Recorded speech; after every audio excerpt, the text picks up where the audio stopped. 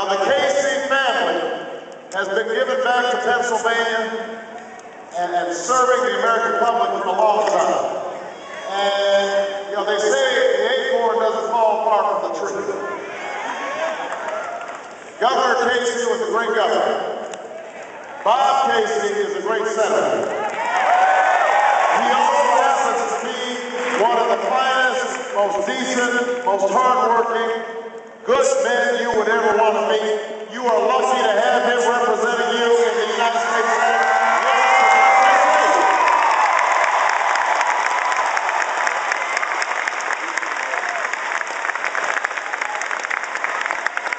And Michelle is right that, in fact, both Bob Casey and I married up.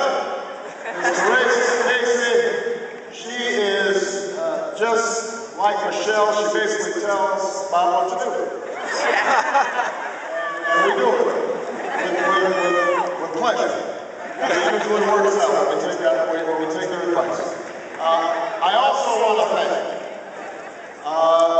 somebody who I got to know in 2004, who has contributed so much to this city, is so passionate about the possibilities of transforming this city into a model for the country in green technologies and in the environment.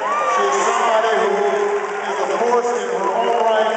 She also happens to be married to one of my finest supporters and one of the greatest public servants that we had, John Kerry. Please give a huge round of applause to Teresa.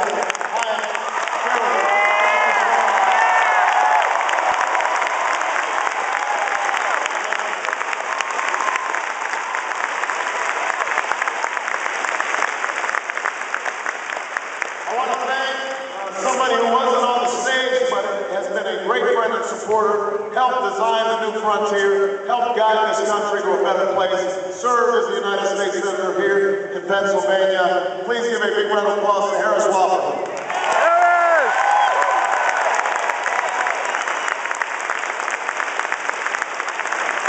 And finally, I've got to give a shout out.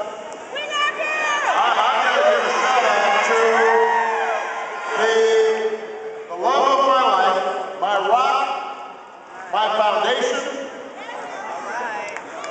the person who keeps me on track, who has raised two of the finest daughters you'd ever care to meet, who has put up with my nonsense, not just for 15 months, but for 15 years. Please give a big round of applause to the next First Lady of the United States.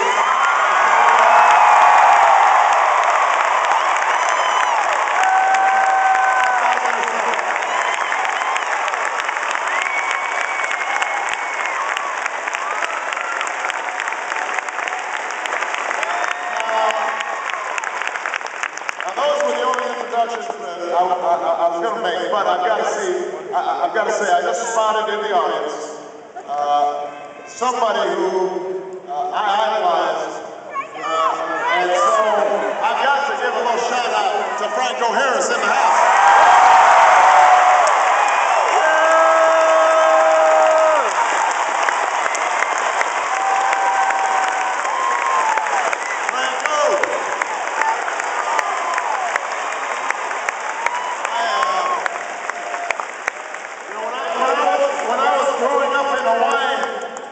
Pro football team.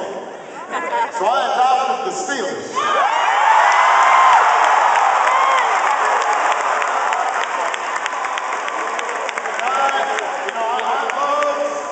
I love Swan and Stallworth. I love Bradshaw. I love Ham and Lambert, Joe Green, White. I love them all, but I got to admit, my favorite was Franco Harris.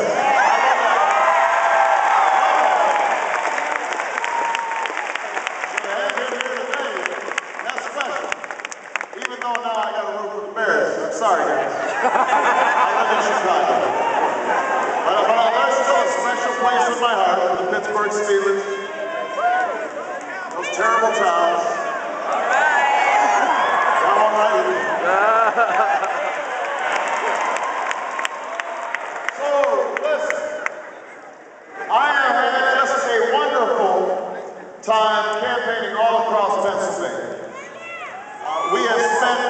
6 weeks visiting every corner of the state. People have been extraordinarily gracious, extraordinarily warm, and we have had all kinds of fun. I mean, Bob Casey and I played some basketball.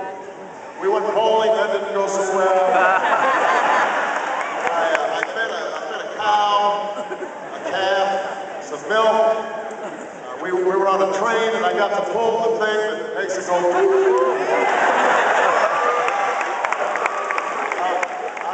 We have just been having fun in Pennsylvania.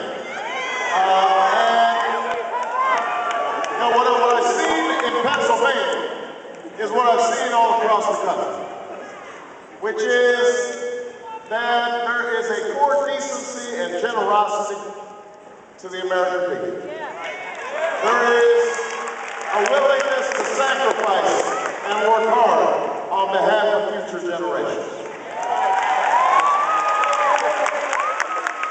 There is a desire for us to be able to come together and get past the divisions that have plagued us for so long. Divisions of race, divisions of religion,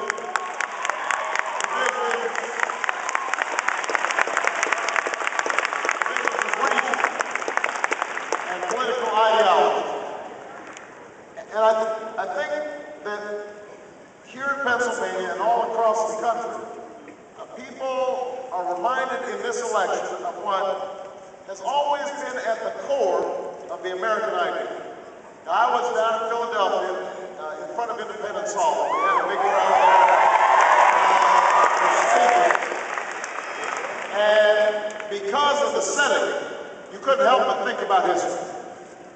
And I started to think about those patriots, those colonists who had banded together because they had a government that wasn't representing them, that didn't listen to them, that didn't stand up for them, that wasn't true to their hopes and their dreams. And this group came together against all odds, and they declared their independence from British tyranny. And so, that's how our country got its start. At the heart of the American idea has always been this notion that we don't have to settle for what is, that we can imagine what might be. And we can hope. We can hope. That the force that will bring about that better life and that better world doesn't come from the top down, it comes from the bottom up. It comes because of the people, their determination, their dreams, their hopes. And that's why this great experiment in democracy has survived for over 2 centuries. Because each successive generation has been willing to stand up for new ideas, been willing to stand up for the possibilities of making the lives of all people better. We've been willing to stand up for those values of equality and liberty and opportunity. That is not, those aren't just words. They've been things that we fought for, bled for, cried for. And that's what got us through a civil war and 2 world wars. That's what got us through a Great Depression. That's what won civil rights and women's rights and workers' rights.